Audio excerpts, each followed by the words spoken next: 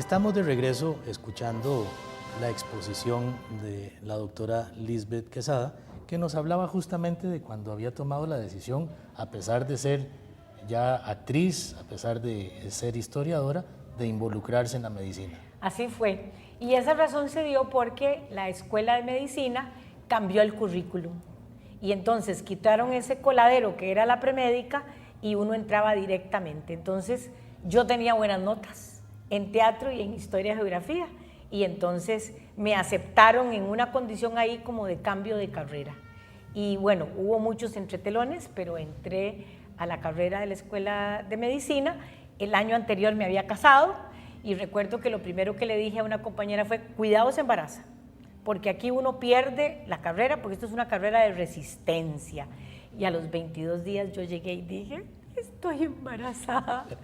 Gracias a Dios tengo un hijo maravilloso, lindísimo, que es un médico, se hizo anestesiólogo, pero fue muy duro. Fue durísimo porque fueron todas las cosas que tiene un embarazo, empezando con matemáticas, con biología, con física, con química, que eran materias que para mí ofrecían un reto muy grande. Entonces fue muy, muy, muy duro. Mi hijo nació la noche del examen final. Híjole. Logré hacer el teórico. De verdad que era examen final. Sí, logré hacer el teórico, pero el práctico ya no llegué. Ya el práctico yo estaba en el San Juan de Dios pujando, ¿verdad? Por cierto, los compañeros llegaron al final. Entonces fue muy duro porque en esa carrera de medicina seguí, luego me divorcié estando en la carrera de medicina y tuve que regresar con una mano adelante y otra atrás y un chiquito en la mano a la casa de mi madre otra vez, a decir: regáleme para esto, necesito unas fotocopias, necesito aquí. Entonces, con el inglés, hacía traducciones en Sedal La Catalina, de español a inglés, inglés a español, me escapaba de las clases de medicina, lograba hacer eso, a veces trabajaba de teatro en las noches para arrimarle un poquito ahí, y por muchos años dormí 2 y 3 horas al día, porque en medicina usted o lleva la materia al día o se quedó, porque no da tiempo, es tanta la materia que no da tiempo. Entonces, fueron años de muchísimo sacrificio, de dormir poquito y años que le dan templanza a uno, le dan fuerza y que después nadie venga a decirle a usted que no se puede, porque sí se puede. O sea, el que quiere celeste le va a costar. Así es. Pero uno sale adelante. Si uno tiene un poco de apoyo, uno sale adelante. Y bueno, ahí están mis hijos, ahí está mi hija, y así fue como me hice médico. Y cuéntenos un poquito sobre la vida pública. Sobre la vida pública, bueno, siempre trabajando en la seguridad social y en cuidados paliativos. Me fui con una beca Fulbright del gobierno de Estados Unidos en 1987 a hacer cuidados paliativos a raíz de una experiencia de muerte que tuve donde yo me morí y me sacaron de ese paro. Entonces yo iba a hacer otras cosas, yo iba a hacer sexualidad y dije: no, yo quiero trabajar con la gente que está enfrentando un proceso de muerte, y así fue como me fui a Estados Unidos.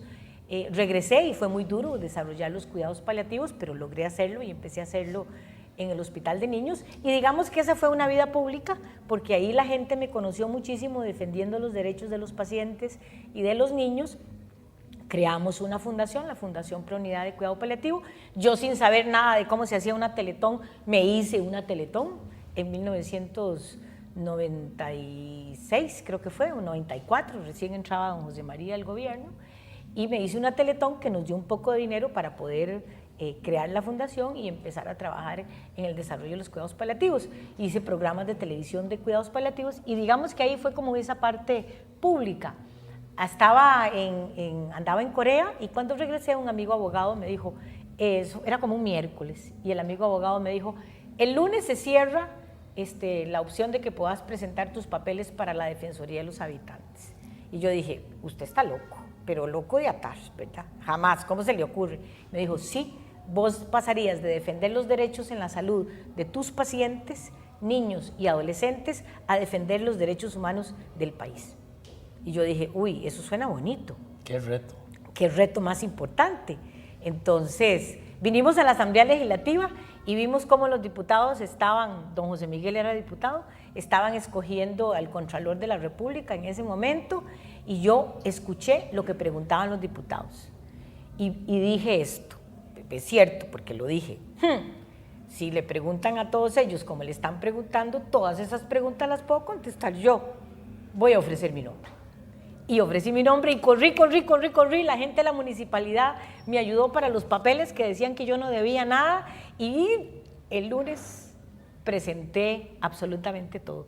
Tuve gente que me dijo, yo te ayudo a llenar, yo te ayudo. Yo dije, no, ahí tiene que ir lo que yo creo. Porque la gente tiene que tener una visión de quién soy yo, de lo que yo creo. Entonces yo contesté. Me habían pedido 3 casos de la Sala Constitucional y uno lo manejaba muy bien porque había sido de una paciente mía en 1990. Los otros 2 me enteré un poquito, conversé de ellos, así ofrecí mi nombre y vea qué curioso, desde la primera vez que salieron el conteo y las sumas de todas las cosas que le pedían a uno, el primer promedio fue el mío. Y ahí me fui y bueno, salí de defensora de los habitantes, ahí estuvimos 4 años, fue muy duro, muy difícil, me tocó el pedido de la asamblea de pronunciarnos en la defensoría sobre el TLC, nos pronunciamos sobre el TLC, hicimos un análisis muy lindo con toda la gente de la defensoría, la Constitución Política de Costa Rica y el Tratado de Libre Comercio, y ahí salieron el montón de aristas y eso fue lo que salió. Mucha gente decía, es que la defensora está a favor o está en contra. Y yo dije, no, yo no estoy ni a favor ni en contra. Lisbeth Quesada como persona tiene una posición política, pero como defensora de los habitantes yo tengo que ser objetiva. Esto es lo que salió técnicamente y este es el informe que le damos al país. Y así fue como salió lo que salió. Nos aislaron, la prensa nos aisló, no le volvieron a preguntar a la defensora nada, porque esas fuerzas que se movían detrás y a favor y en contra del Tratado de Libre Comercio.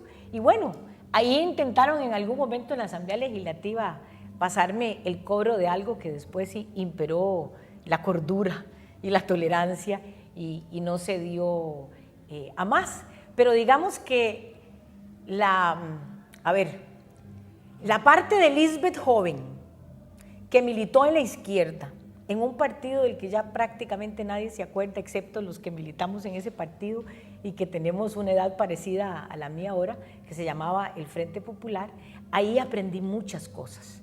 Me tocó trabajar mucho en enseñanza, en docencia con los campesinos y yo creo que yo guardé toda esa experiencia de vida en mi corazón y cuando llegué a la Defensoría, que la había guardado y la había engavetado, la saqué. Y un gran maestro. La saqué y la usé.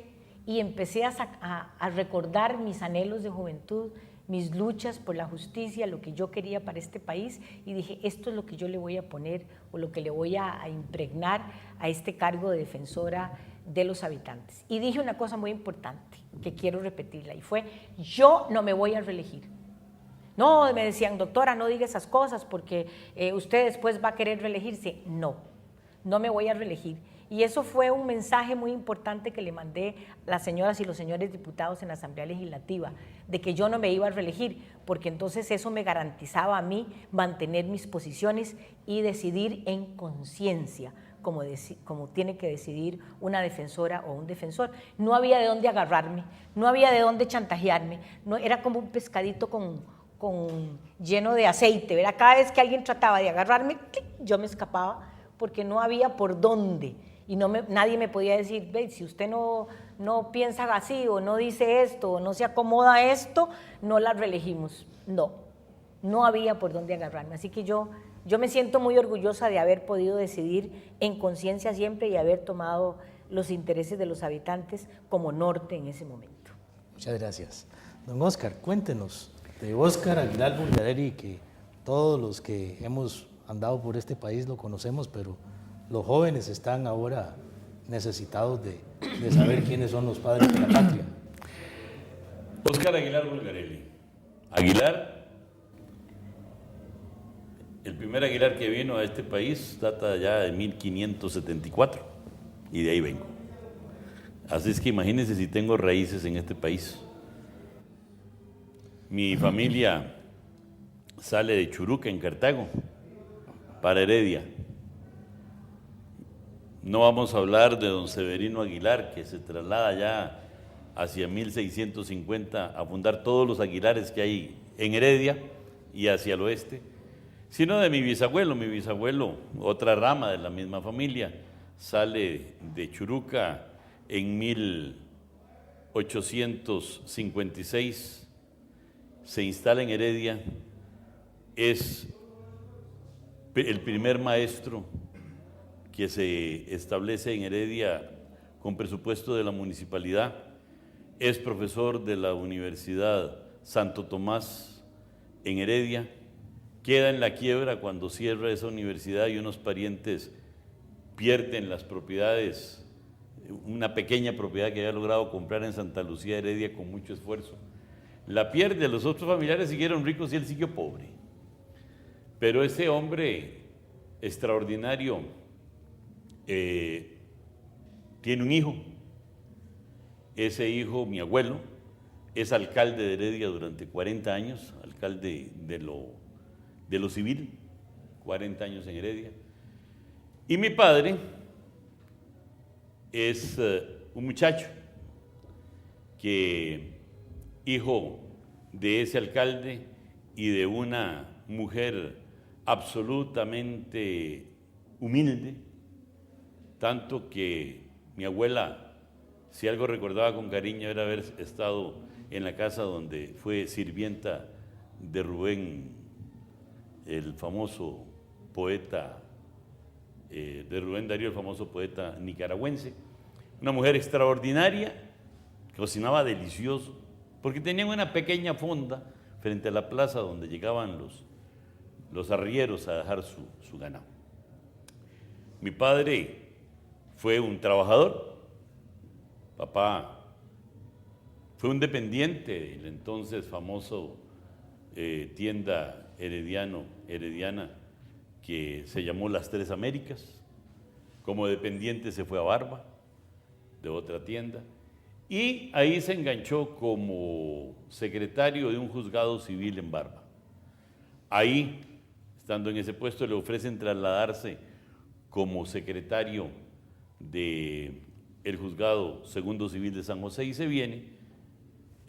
No se pudo esperar unos mesecitos para que yo naciera en Heredia, sino por eso mi cédula es número 1, pero mi corazón es enormemente herediano y únicamente herediano. Es muy interesante, mi padre estudió en Cartago, allá con los salesianos, y mucho de su infancia, más bien su juventud, también se mantuvo haciendo trabajos de talabartería, porque ahí aprendió el oficio de talabartero. Mi padre para mí es un orgullo, porque fue un pionero en todo. Después se metió ya a la radio, fue el primero en llevar el cine a San Carlos, el primero en llevar el cine a Santo Domingo de Heredia y con él la electricidad. Y nunca anduvo en segundas líneas, es decir, el carácter de emprendedor que tenía lo llevó siempre a ejercer un enorme poder de liderazgo en las actividades que él tuvo. Y mi madre era su gran soporte. Vamos a ir a un pequeño corte comercial y ya regresamos con ustedes.